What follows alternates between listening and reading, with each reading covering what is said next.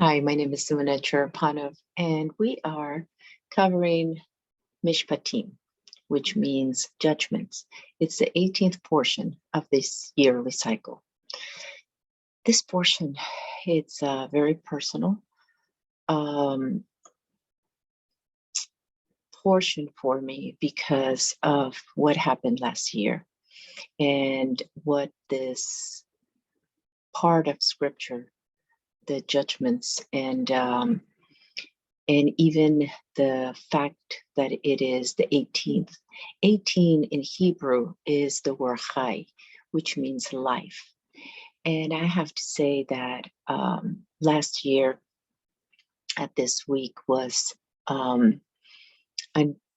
the beginning of a new life, an ending of a chapter in my life and the beginning of a chapter in a new way that I hadn't experienced before. So I will be sharing with you some things that are very dear to my heart. And the 18th letter in the Hebrew alphabet, it's Sadi, which the numerical number for Sadi is 90. And 90 reminds me of one of my favorite parts in scripture in Psalm 90 that Moses wrote. And he was considered a righteous man. And a righteous man, or a righteous one in Hebrew would be a tzaddik, which is the same word sadi, the same letter, but with a kuf at the end, tzaddik. And in Psalm 90, verse 12, he wrote, he's asking the Father, and he says, teach us to number our days so that we may present to you a heart of wisdom. That's one of the things that we may say, why are we numbering this? And why do I keep bringing up all these numbers and the letters of the alphabet and all this? It's a way of us learning more levels than one of the portion itself. But it's also a way of reminder that when we number our days, when we are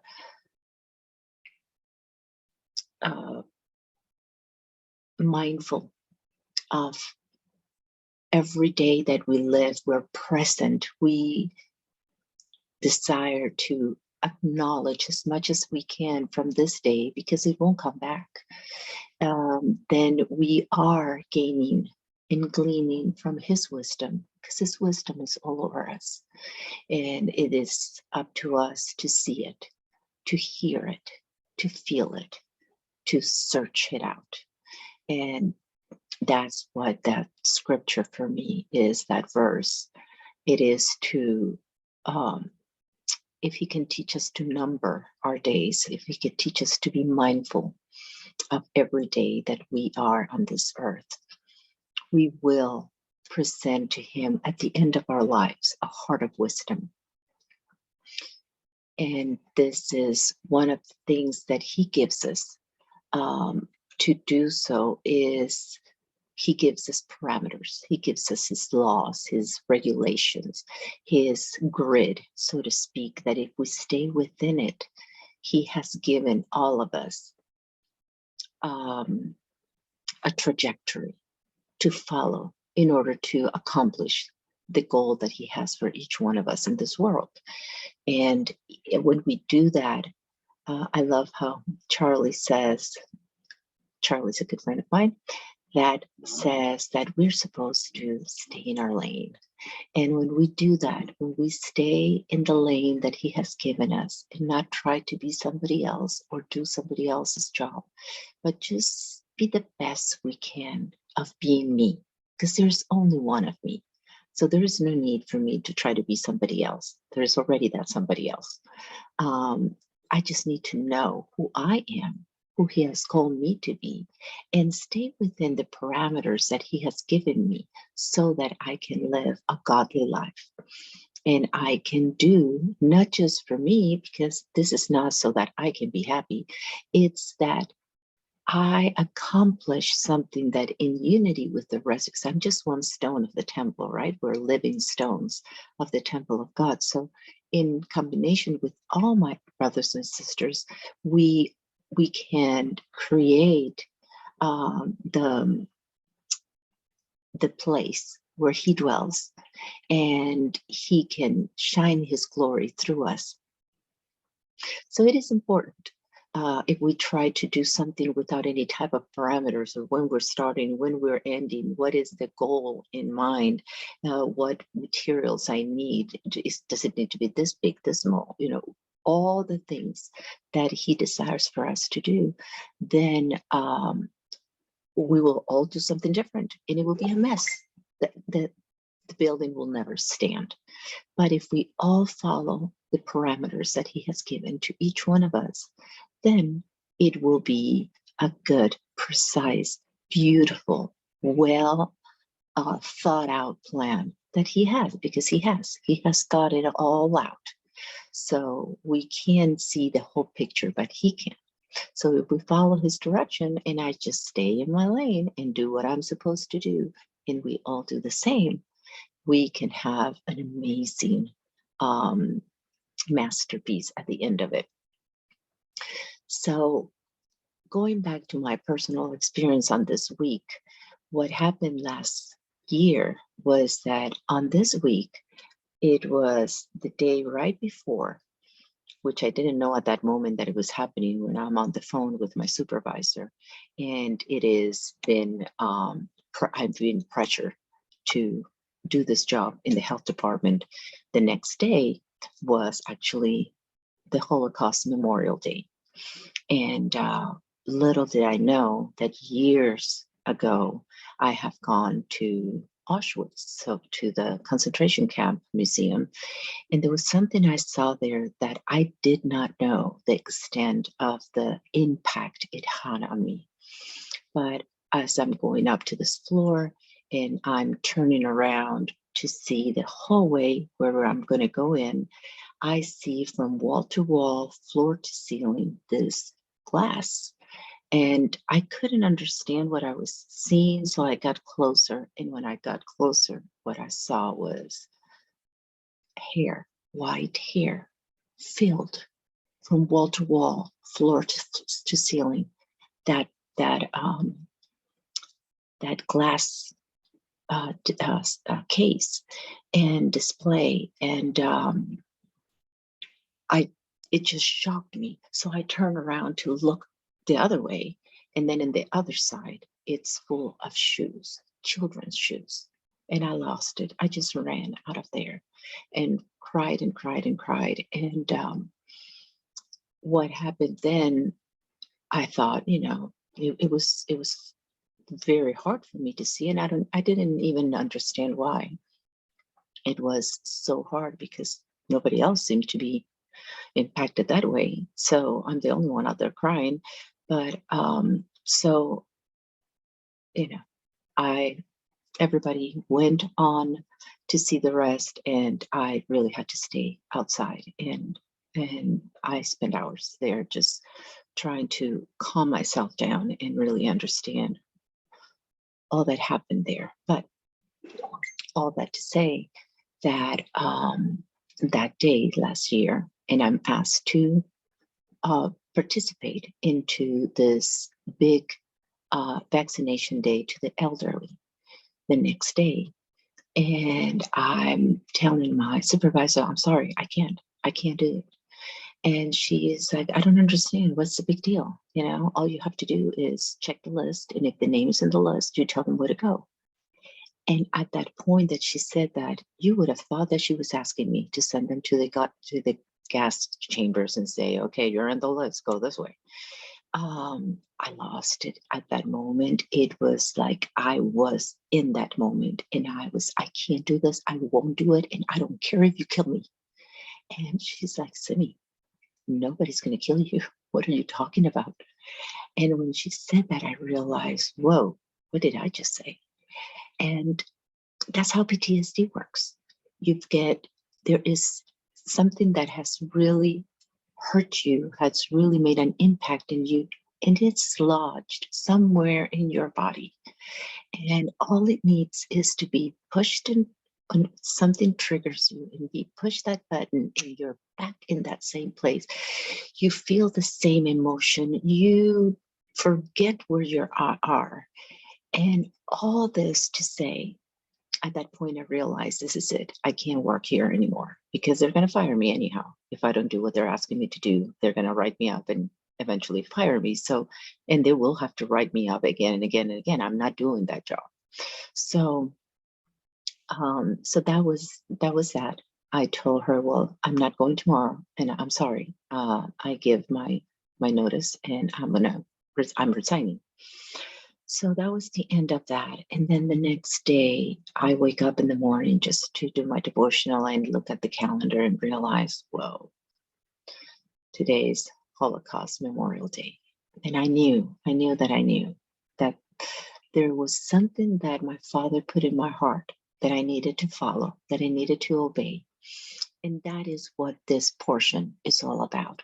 There are rules and regulations and judgments that he has left for us to follow. And when we believe them in our heart, then we're able to live them out and not is something, a check to put on a paper because I did it. I haven't killed anyone. I haven't stolen anything. Whatever it is that I think are the rules and regulations that I need to follow or the commandments. And if I haven't done those, then I'm fine. But then I do things that contradict what any of those principles are there for, and which are to rule our lives so that we can live with conviction. We can live with understanding that I will choose whatever my father says to do, no matter what the world says, that it's okay. If my father says no, it's no. And I choose life, and I choose to preserve life, and I choose to honor the elderly, honor the white hair, honor the children, protect those that can't speak for themselves. And this is really what this portion is all about. We're going to see how the traditional way is to separate this portion in 7 readings. And we'll just go very briefly on each part of those readings to see what is it that it covers. So the first reading is in Exodus 21, 1:19. And we see how God told Moses to give the people the laws concerning Hebrew and indentured servants and slaves, homicide, striking a parent, kidnapping, insulting a parent, and assault. So those are the laws that are in this part of this chapter. And to me, it's interesting as I was listening to Rabbi Foreman in the Aleph Beta Academy. He was mentioning how the nation of Israel had just come out of Egypt, after 430 years of slavery. And the first law that he gives him is how to treat a slave or a servant, because they lived as slaves according to the world's pattern all those years, generation after generation. And that's all they've known, but they don't know how to walk like a free person and how to treat each other in that realm, in the realm of slavery, which it's very different. His slavery or his servanthood is very different than what the world does. And it has a time. You cannot be a slave more than 7 years. So actually you serve 6 years, and on the 7th you go free. Another thing that it's really important to know is that when you acquire a servant, you are pretty much acquiring another child. That means that that person eats the same food you eat, has the same bed your kids have the same privilege that anybody in your family does. If you go on vacation, they go on vacation with you too. Everything, they live with you for 6 years. They are serving you, whether it is because they're paying a debt and they have to, or they've been assigned to you because of restitution for something that you did, and the judge has a sentence the person to be restored, not punished, like we do. We just put them with more criminals so that when they come out, they know how to do things even better, wrong things even better. So no, it's a way you put them in a place where they're going to be taught the Torah. They're going to live in a good family. They're going to be treated the way they should have been treated, because most of the time we commit crimes, not because we wake up one day and says, I'm going to be a thief. We don't come out of the womb as thieves or murderers or pedophiles or abusers or criminals. We are made into that depending on how we live or what we lack because of neglect. So it is important that we restore, that we bring restoration to people and not punish them because they didn't have the fortune that somebody else had and had better parents or had better opportunities. Things do happen like sickness or the weather and you lost everything. So the parents would have the opportunity to give their daughters into marriage before they were actually marriage age, but to a family that could give her everything that they couldn't. So that means that you would marry somebody, you would be given into marriage either of the person that is buying you or the person, one of his children. And so that means that you're treated as a daughter that one day is going to marry that son. And then she's given an education, she's been given everything that she needs, even if somebody was already married and wants to get a second wife. Well, I'm moving too fast. That's in another chapter. So we see that it is important that we understand that when our Father released the Israelites out of Egypt, they became God's servants.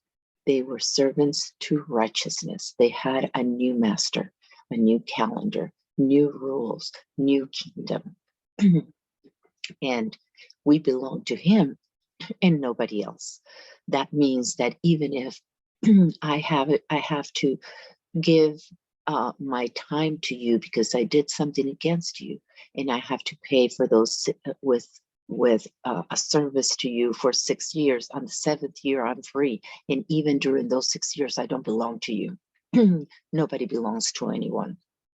We all belong to our Father. So we need to keep that in mind, that nobody owns anybody. No human being owns another human being. So he made that clear from the get-go. That's the first law that I'm giving you, because that is the way we need to live by and treat each other. We need to know that we're not, if I was slave to any type of addiction, if I was enslaved to anything that was not my Father in his kingdom, I've been freed from that so that I can belong, I can be a servant of righteousness, of right living. And that is, and the beauty of it, of the 6 years, think about it. We talked about 6 days in creation, right? And then on the 7th, there's rest. That's Shabbat. So in 6 is the number of beasts, is the number of man. So in 6 days, I might have acted like a beast, and I deserved to have the consequences of whatever I did wrong. But it has a limit. The crime should never, the time, the punishment should never exceed the crime.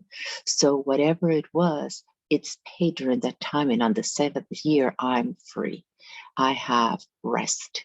There is restoration. There is a new beginning for all of us. Then now there was another let's say that that person comes in and then gets married in that household and has children, and they don't want to leave. They want to stay with that family and with the wife and children, so they can decide and say, no, I'm not leaving, I'm staying. And when they do, their ears are placed on the doorpost and pierced. So we see that redemption again. There's blood on the doorpost, just like in Passover. And then they decide to stay. They're making a covenant to stay with that person, with that family, as one of the family. There is a man that when let's say we see the example of Rachel and Leah. Laban, their father, tricks Jacob and makes him marry Leah before he actually gives Rachel to him.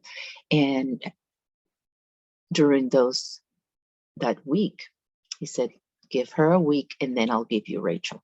So Leah does have that week, nuptial week with Jacob, and then he gives him Rachel. But there's 3 things that a man could not deny his first wife, even if he gets a second wife, and that is food, clothing, and intimacy. That's why we see that Leah had all those children while Rachel was not able to have for many years children. Leah did, and even his servant was Jacob's concubine, and Rachel gave him her concubine in her place so that she can have children for her. And so we see that has to be met. So I don't know who wants to and has the amount of money, time to be able to give food, clothing, and intimacy to all those women, but that is in the law. So it's not like, I didn't like you, I'm going to get another wife and so long. No, you have to take care of your first wife. You cannot let her neglect her.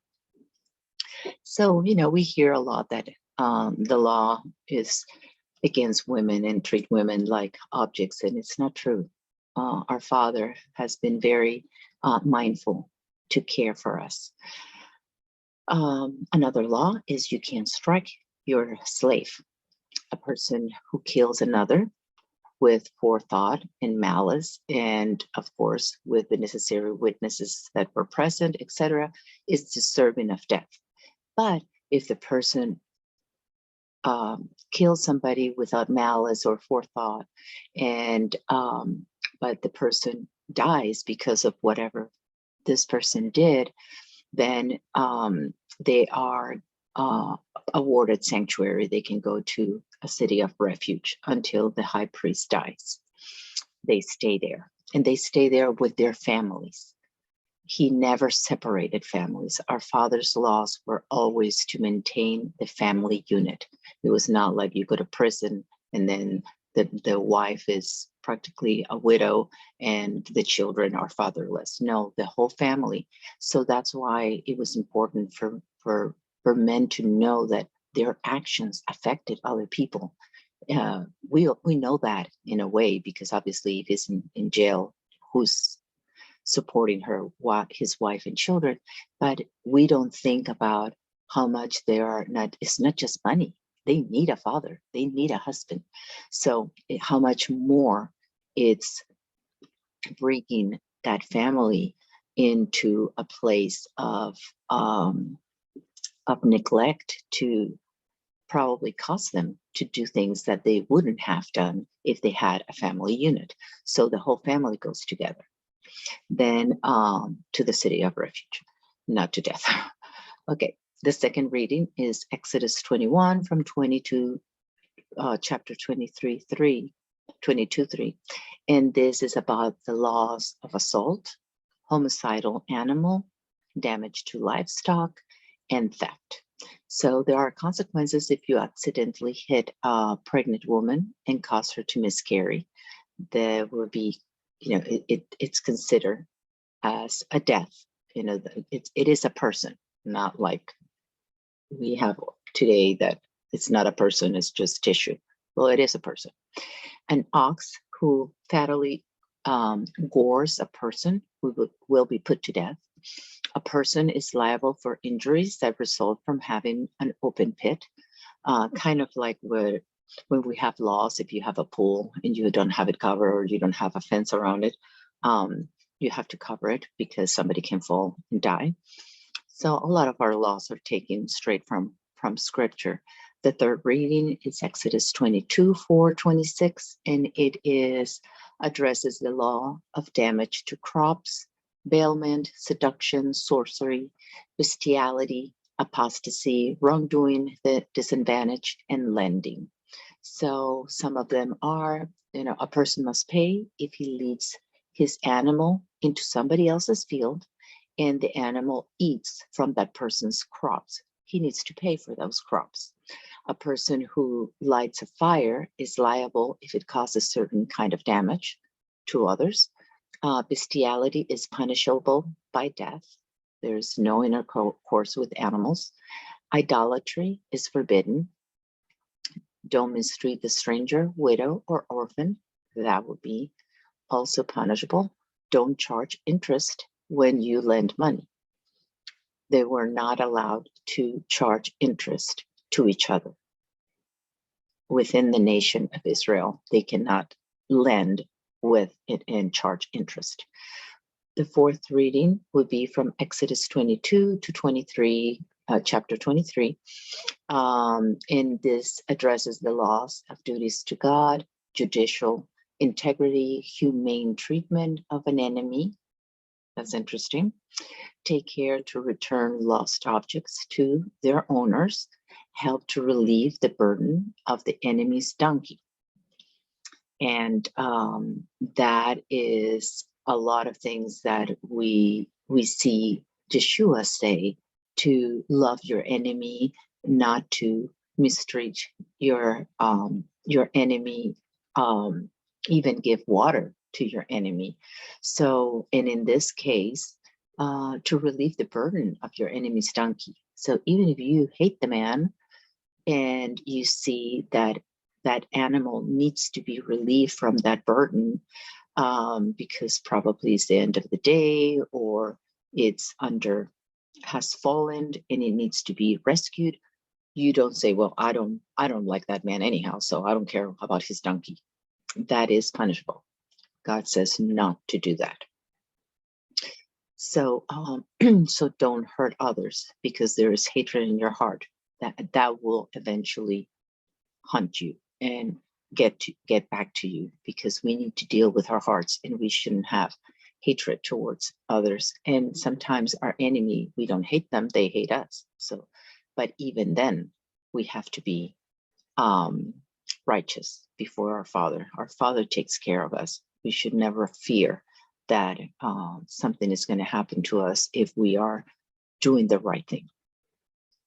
The fifth reading is address concerns laws to the disadvantage, false charges, bribery, oppressing the stranger, the sabbatical year for crops, like this year, we are in the Shemitah year, the Sabbath, the seventh day of rest, the mention of other gods, the three pilgrimage festivals, or the 3-foot festivals. That's when they go up to Jerusalem. The sacrifice, laws about sacrifice, which is the word korban, first fruits, it's bikurim. Ensure that poor and rich men alike receive justice. It's not because you're poor, then you have no justice, and the rich does have. So there should never be a differentiation in that. They both need to receive justice equally. Distance yourself from falsehood. It is forbidden to accept a bride. Do not work the land in the 7th year. That will be this year. It's the 7th year. Do not work you or your extended household on Shabbat, which is the seventh day, come to the temple to observe God's holidays 3 times a year. Allow a calf or lamb to stay with its mother for 7 days before offering it as a sacrifice. And that is the kosher law, is that you treat humanely. Well, it's not kosher law. It's how to treat humanely the animals. There's a way to kill them so that they die without a lot of pain and as quick as possible, and also to allow the calf to stay with or the lamb to stay with the mother, with the cow or with the sheep for 7 days until they're weaned from the mother, if you're going to sacrifice it. So not to injure beyond, just for the sake of it. Not to be cruel, really, is what it boils down to. Do not eat animals which were violently slaughtered in the field, not according to the permissible practices of, well, they call it kosher slaughter.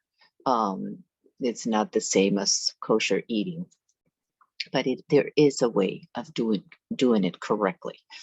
And it's really interesting because you hear things like, there could be, you don't know when the animal died, if it was like roadkill or somebody killed it and just left it. You don't know how long it's been there. You don't know how it died. You don't know, it could be breathing already a lot of, well, from the moment you die, the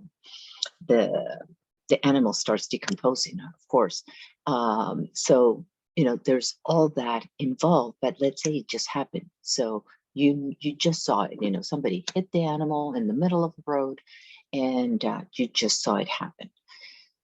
Well, one of the things that kosher slaughter talks about is how to kill the animal in a humane way, where you're not scaring the animal right before, like prolonging the death process, or being abusive and creating a lot of fear. What that happens, or anger, like in those bullfights where they keep stabbing and putting all those lances on the animal's back and just taunting it and getting it really angry. It releases all these chemicals in the bloodstream that goes at the moment of death. It goes into all the tissues. It goes into the muscles that you're going to be eating. So that is very toxic to us in an emotional way. So that's one of the reasons. It's not just I just saw it killed. I know it hasn't passed a lot of time. I immediately was able to grab the animal, and but because of the way it died, it brings a lot of emotional baggage and toxicity that we shouldn't be eating from. Well, do we actually know of all the meat that we eat, like when we go to restaurants and we don't know where that food is coming from? How we might have been in places where they were not being very careful, and were clean places. They keep them in little stalls that they don't even see the light.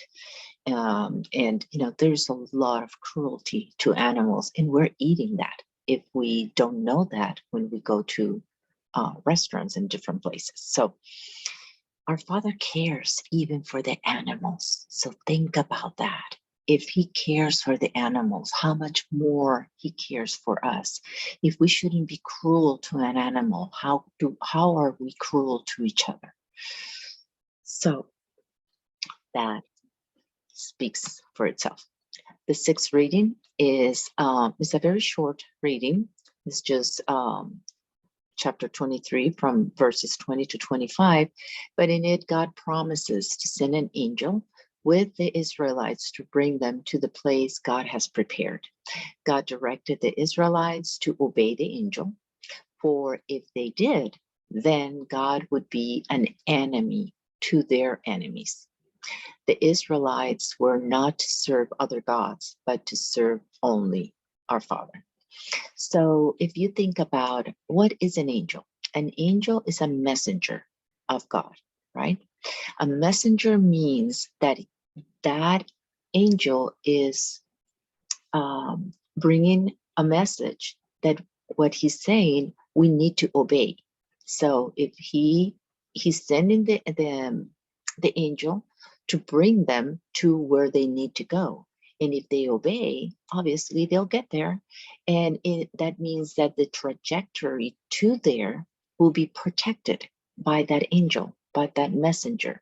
So when God tells us to go someplace and he has assigned something for us to do or a place to be and to go, he will protect us in our way there. He will take care of us, and we need to obey what that messenger is telling us to do or where to go and guiding us to that place, and not to look for any other guidance or any other protection, because our Father is protecting us. I think that's an important principle to remember. And then the seventh reading, God promised rewards for obedience. Whoever obeys him will have rewards. He invited Moses, Aaron, Nadab, Abihu, and the 70 elders, and to come before him, but stay at a distance. Moses repeated the commandment to the people, and everybody answered again, all the things that the Lord has commanded us, we will do. Moses then wrote the commandments down. He set up an altar, and some young Israelite man offered sacrifices. Moses read the book of the covenant aloud to the people, who once again affirmed that they would follow it. Moses took blood from the sacrifices and dashed it over the people. Moses, Aaron, Nadab, Abihu, and the 70 elders of Israel then ascended. They saw God, they ate and drank with him. Moses and Joshua arose, and Moses ascended to Mount Sinai, leaving Aaron and Hur in charge. Now a cloud, so let's just imagine this together. A cloud covered the mountain, hiding the presence of the Lord, of our Father, for 6 days. And on the 7th day, Jehovah called Moses out of the cloud. So he placed a cloud where they couldn't see him for 6 days. And then on the 7th day, from the cloud, he called Moses to come up and appear to him at the top of the mountain. Then Moses entered the midst of the cloud, and he went up to the mountain. Moses was on the mountain for 40 days and 40 nights. So it's interesting, though, that it says that to the Israelites, it appeared that the mountain was on fire, but was really a cloud, and Moses entered into the cloud. So what makes me think is, okay, he's not putting this 6 days there and 7th day and all that just by coincidence. He's telling us something with this. And we read later on that to the Lord, a day is like 1,000 years, and 1,000 years is like a day. So I'm thinking, according to the Hebrew alphabet calendar, we're supposed to be in the year approximately 5,782. It's almost 6,000 years. And I wonder if during all this time, he's been covering his presence from us. And on that 7th, and that 7,000, when we reach that, or when that 7,000 starts, he's going to call us out He's going to call out those that are obeying, because there is this whole thing, this whole chapter here is about obeying. There's rewards about obeying, and he gives us all those laws that I just mentioned. And in those that we're talking about the feast going 3 times, and keeping the Shabbats, in the pilgrimage, and the first fruits. He is really asking us, would you obey all this? And if you're obeying the law of Moses, which is what we call the Pentateuch, the first 5 books, we will be called into the cloud to come up with him to the mountain. Now, the other thing that is interesting, so that's just, not just my speculation. There's a lot of people that think that way too. And we could, it could be right, or it may not. Time will tell, and we will know. But it's nice to think about those things, right? The other thing that was interesting to me, that it said that that the mountain appeared to the Israelite, those that were outside, as a fire, but it was the glory of Jehovah.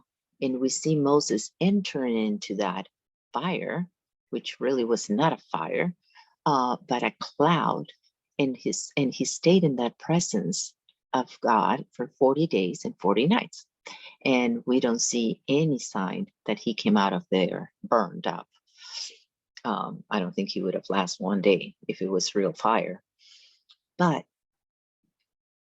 the word there, outside, made me think how many times we see something from this side of heaven, and that's what we think it is. But then when we walked into it, like Moses did, then he is into a cloud where he is refreshed. He didn't eat or drink during those 40 days. He didn't come out tumbling and fainting and calling out for water and food because I'm starving. He was walking with the tablets like nothing, right? So that makes me think how many times we make a judgment of what we see from the outside, but then really what's inside, it's not what we think it was. And we make doctrines, and we make all this theology, and we make denominations based on things like that, and things that we think, because we are in the outside and that's what we see. And I think our Father is asking us to come inside, come into the cloud, obey him so you can understand better. You can acquire that. Those 6 days, if you think about the days of creation, and the Spirit of God, the Spirit of wisdom, understanding, counsel, power, knowledge, and the fear of the Lord. When you think about all that, if we are meditating in that, when we come into that cloud on Shabbat, when we come into his presence on the day of rest, we will be able to bring, like he says, we are counting our days, we're counting our years, we are bringing to him a heart of wisdom. And I hope that that's what this last week was for you. And you continue to do that week after week, as we reopened and think about all the scriptures more into what does that mean to me, and what can I glean from it so I can walk in my lane with those truths and be a more suitable helper for what you've called me to do. I can't wait to see you on our next week's teaching. Have a great week.